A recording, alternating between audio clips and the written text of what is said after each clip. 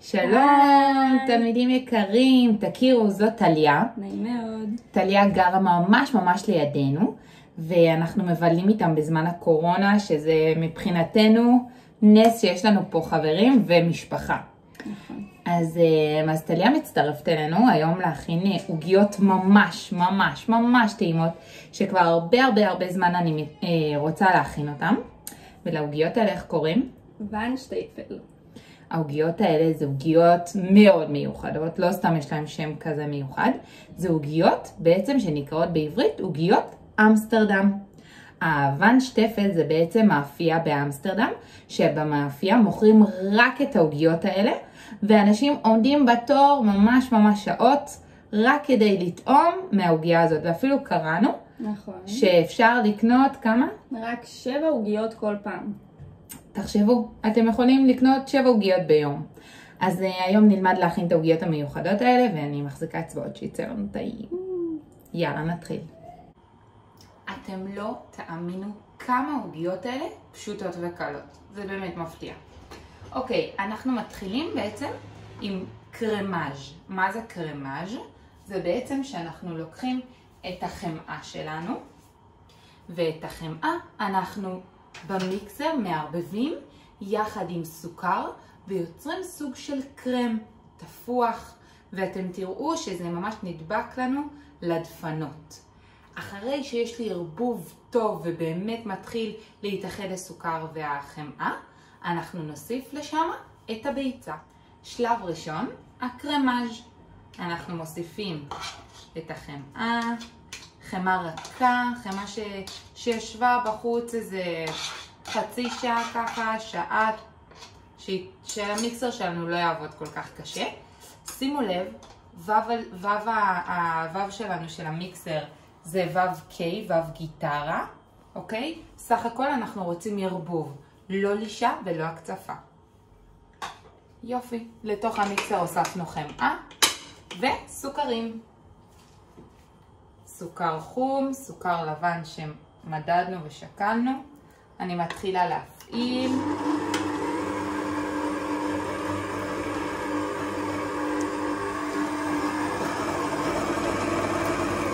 וסוכרים.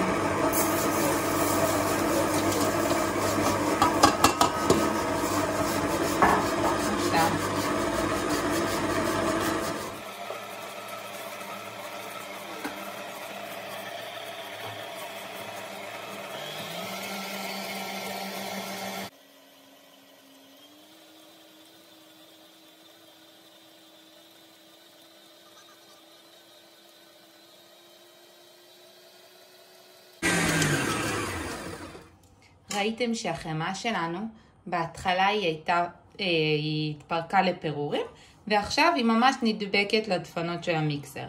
זה השלב שאנחנו מוסיפים לתוך התערובת את הביצה. שימו לב, שברנו ביצה לתוך כלי, בודקים שהיא נקייה, שהיא טריה, שאין בה דם, אין לכלוכים, אין קליפות, ותוך כדי ערבוב אנחנו מוסיפים את הביצה.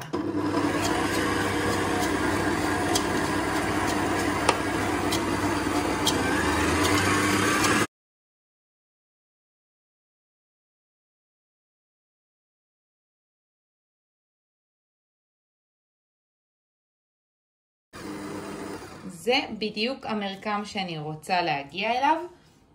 זה בעצם מרקם שלא רואים גושים לבנים של חמאה, והוא ממש קרמי, תסתכלו איזה קרם.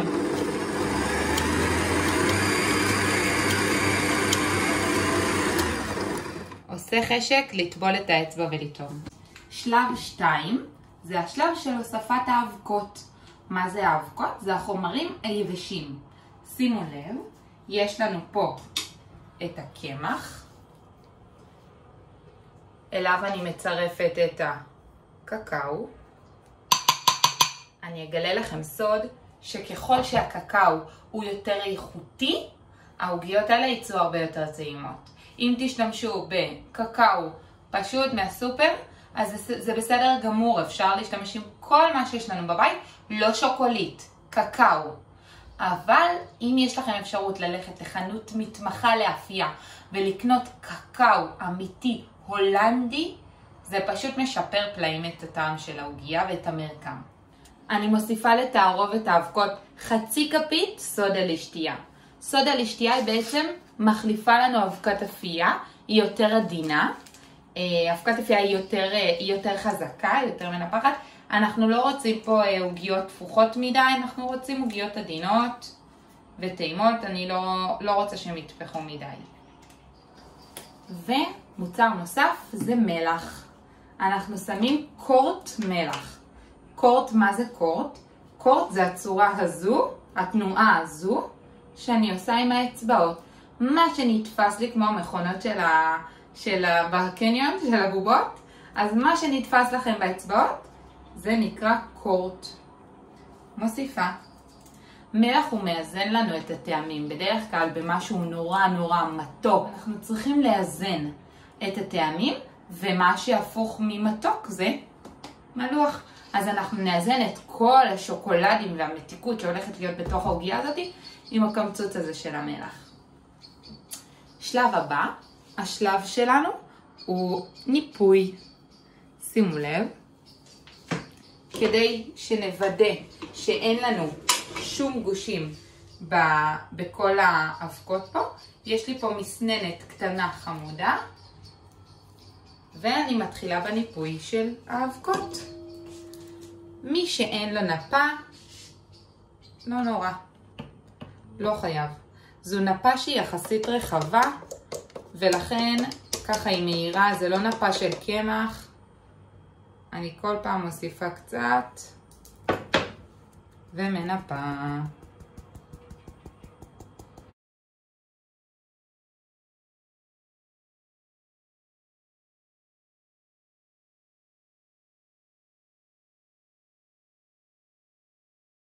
ואנחנו מסיימים את השלב השני.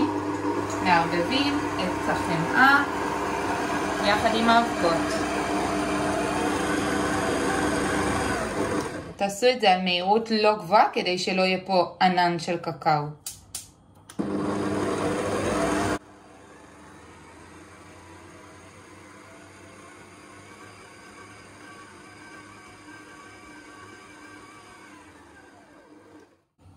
אתם רואים, אני מקווה שאתם צריכים לראות, על דפנות הקערה עדיין יש לנו קמח, ובפנים הבצק נראה שהוא נרטב מהחמאה.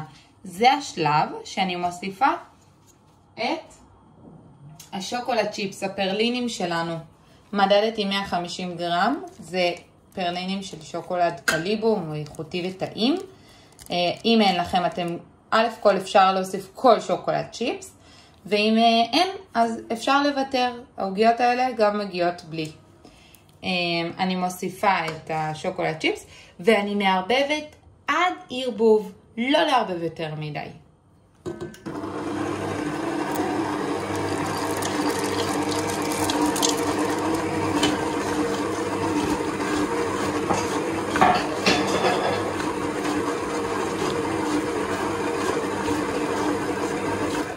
מספיק.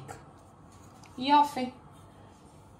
סיימנו את השלב השלישי של הוספת השוקולד צ'יפס. לא לשכוח, אנחנו מדליקים תנור סטטי רגיל על 160, 165.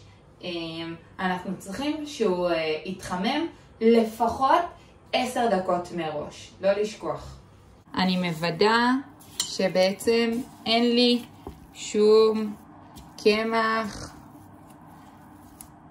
והבצק שלי אחיד ומהמם. וואו, איזה ריח טוב יש לו. שלב שלישי זה שלב הקירור. אנחנו מכניסים בעצם את הבצק שלנו להתייצבות וקירור במקרר, ככה שיהיה לנו נוח לעבוד איתו. אנחנו מכסים את הקערה בניילון נצמד, חשוב, כדי לשמור על הבצק שלנו שלא יקבל ריח של מקרר, טעם, לשמור על ההיגיינה שלו. למקרר 20 דקות, רבע שעה, אפילו חצי שעה זה מעולה. פשוט שהוא יתייצב. חבר'ה, אנחנו בשלב 4. טליה חזרה אלינו. היא עד עכשיו הייתה הצלמת שלנו. והיא מתחילה עכשיו לגלגל איתנו עוגיות. איזה כיף. אז שימו לב, הבצק שלנו יתקרר, יתייצב, ומתחילים בכיף. יש לנו פה שוקולד לבן. אנחנו בעצם נשתמש לכל עוגיה, נכניס בתוכה 2 קוביות של שוקולד לבן, ואז ברגע שתיתנו ביס, תגלו הפתעה לבנה וטעימה מבפנים, וזה הקסם של העוגיות. אז בואו נקווה שזה יצליח לנו. אנחנו נשקול במשקל כל עוגיה. אם אין לכם משקל אז מה שיש בבית, תשתדלו שכל עוגיה תהיה באותה גודל. ואנחנו נתחיל ביצירת הכדורים. אוקיי, עכשיו אנחנו שוקלים כל כדור ובודקים שהוא בדיוק 40 גרם. יש לי 47, בול 40. מושלם. אני אקח לי גם 40. מעולה. אחרי שלקחנו 40 גרם של כדור מהבצק, אנחנו יוצרים ממש סוג של פיתה. לא דקה מדי, כי אנחנו רוצים שהבצק יחזיק את השוקולד הלבן. אז הנה גם טלה עושה לנו. ובפנים אנחנו מכניסים את ההפתעה שלנו. אוקיי, 2 קוביות. 2 קוביות. אחת על גבי השנייה. מושלם. תיצרו סוג של פרלין כזה גבוה. ומה אנחנו עושים? ועכשיו אנחנו מכסים את השוקולד. ככה. יפה, זה סוג של סנדוויץ'. ומגלגלים לכדור. טוב, אז יש לנו עוד שיטה ללמד אתכם איך ליצור את העוגיות. אנחנו לוקחים את הכדור ומחלקים אותו בערך ל2 חלקים, ומכל חלק עושים פיתה. על הפיתה אנחנו מניחים את השוקולד. 2 קוביות. אפשר גם להניח את זה אם אתם רוצים. אתם יכולים להניח בינתיים על השולחן ולעשות עוד פיתה, נכון? בדיוק. ואת הפיתה השנייה אנחנו מניחים. קרי. בדיוק. ומהדקים ומגלגלים. מהמם. איזה שיטה. משהו. חבר'ה, תרשמו. בבקשה. עוגיות אמסטרדם, ון שטפל. מוכנות. ים. חבר'ה, שלב הבא זה שלב האפייה. אנחנו בעצם אופים את העוגיות האלה למשך 12 דקות בלבד. תסתכלו שהעוגיות אמורות להיות מלמעלה ככה קריספיות כאלה. אתם תראו מין בקעים שהן נראות יציבות, אבל לא מדי. אל תאפו אותם יותר מדי שהשוקולד הלבן שלנו והעוגיות עצמם כבר לא התייבשו. אז 12 דקות על 160 מעלות, 165 מעלות, תלוי בתנור שלכם כמה הוא עוצמתי וחזק. תחכו שהם יתקררו, ככה, אבל שיהיו עדיין חמימות, שהשוקולד הלבן עדיין יהיה נוזלי, ותצלמו לנו. אז שיהיה לכם בהצלחה. בהצלחה. ביי.